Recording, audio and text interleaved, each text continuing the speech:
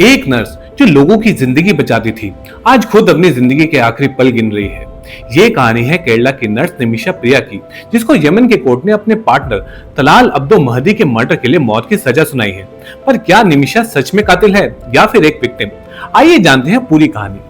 कहानी की शुरुआत होती है केरला के एक छोटे से गांव किलनगुड़े से। यहाँ पर एक गरीब मजदूर फैमिली में निमिषा का जन्म होता है।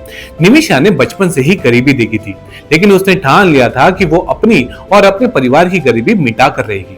यही इरादा लेकर वो मेहनत करती है और एक नर्स बन जाती है। एंड ऑनेस्टली उस बैकग्राउंड से नर्स बनना किसी डॉक्टर बनने से कम नहीं था। नर्स बनने के बाद उसने केरला के हॉस्पिटल्स में नौकरी स्टार्ट करी, लेकिन कुछ टाइम में उसको समझ आ गया कि उसके सपने केरला में पूरे होने वाले नहीं हैं। फिर उसने एक बड़ा कदम उठाया और 2008 में अनजान देश यमन आ जाती है। यहाँ उसको ज्यादा सैलरी भी मिलती है और वो खुश भी थी। 2011 में उसकी टॉमी थॉमस नाम के मलयाली से शादी हुई और फिर एक साल बाद उनको एक प्यारी सी बेटी हुई। सब कुछ ट्रैक पर चल रहा था, लेकिन अब इस्लामिक नेशन में बेटी की पढ़ाई और परवरिश की चिंता होने लगी। तो निमिषा ने फिर से एक मुश्किल स्टेप उठाया और उसने अपने हस्बैंड और अपनी बेटी को वापस इंडिया भेज दिया और खुद यमन में रुक गई ताकि फैमिली को बेटर लाइफ दे सके। सोचिए, एक माँ अपने परिवार से दूर रहने लगी सिर्फ इसलिए ताकि अपने परिवार को बेटर लाइफ दे सके। वो किसी की नौकरी करते करते अब थक गई थी, तो उसने सोचा क्यों ना अपना खुद का क्लिनिक खोला जाए। लेकिन यमन का लॉ कहता है कि कोई भी फॉरेनर तब तक बिजनेस नहीं चला सकता जब तक कि उसके पास कोई यमनी पार्टनर ना हो। यही मजबूरी बनी तलाल अब्दो महदी की एंट्री का रीजन। वो एक कपड़ा व्यापारी था और निमिषा का बिजनेस पार्टनर भी बन गया। इन दोनों ने मिलकर एक क्लिनिक खोला। निमिषा ने अपनी पूरी कमाई इस क्लिनिक में लगा दी और दिन रात उसके लिए मेहनत करने लगी। और थोड़े टाइम में क्लिनिक अच्छा चलने भी लगा और अच्छा प्रॉफिट भी आने लगा। लेकिन परेशानियों ने निमिषा का साथ कहां छोड़ना था। अब उसके पार्टनर के मन में लालच आ गया। उसने सारा प्रॉफिट अपने पास रखना स्टार्ट कर दिया और रिटर्न में निमिषा को मिला बहुत सारा फिजिकल असॉल्ट और इसके साथ साथ सेक्सुअल असॉल्ट। एंड लास्ट में सबसे खतरनाक, उसका पासपोर्ट छीन लिया ताकि वो यमन से भाग ना सके।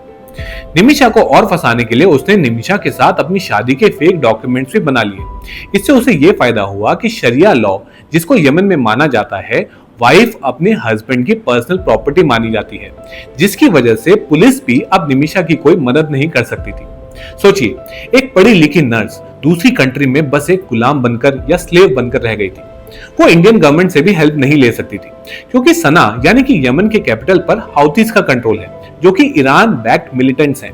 और इंडिया के हाउथीज के साथ कोई डिप्लोमेटिक रिलेशंस नहीं है, यानी कि नो एम्बेसी। तो इंडियन गवर्नमेंट से मदद मिलना भी ना के बराबर था। इस तरह जब सब दरवाजे बंद हो गए, तब डेस्परेशन में इंसान कुछ भी करता है। निमिषा ने प्लान बनाया कि महदी को बेहोशी की दवाई दे देती हूँ, फिर अपना पासपोर्ट कलेक्ट करके देश छोड़कर भाग जाऊंगी। लेकिन उसका ये प्लान बैकफायर कर गया। जो सिडेटिव्स उसने महदी को लगाया, उसकी डोज ज्यादा हो गई और महदी की मौत हो गई। लेकिन अब अपने आप को किसी तरह इस मर्डर से तो बचाना था। इसके लिए उसने अपनी एक कलीग नर्स की हेल्प ली और महदी की बॉडी को टुकड़ों में काटकर वाटर टैंक में डाल दिया। लेकिन पुलिस को कुछ ही दिनों में बॉडी मिली और निमिषा को सऊदी अरेबिया के बॉर्डर क्रॉस करते वक्त अरेस्ट कर लिया गया। निमिषा ने कोर्ट में साफ बोला कि वो मर्डर नहीं बल्कि विक्टिम है। लेकिन शरिया मानने वाले ऑर्थोडॉक्स नेशन में कोई कहां सुनने वाला था। पूरी प्रोसीडिंग अरेबिक में हुई और निमिषा को इंटरप्रेटर तक नहीं दिया गया। और एंड में 2020 में जजमेंट आया कि निमिषा को मौत की सजा सुनाई गई है। ये कहीं से भी फेयर ट्रायल नहीं बोला जा सकता। लेकिन निमिषा की मां प्रेमा कुमारी ने हार नहीं मानी और इंडियन गवर्नमेंट से हेल्प मांगी ताकि ये एग्जीक्यूशन रोका जा सके। इसके साथ साथ सोशल मीडिया पर इस केस को हाईलाइट किया।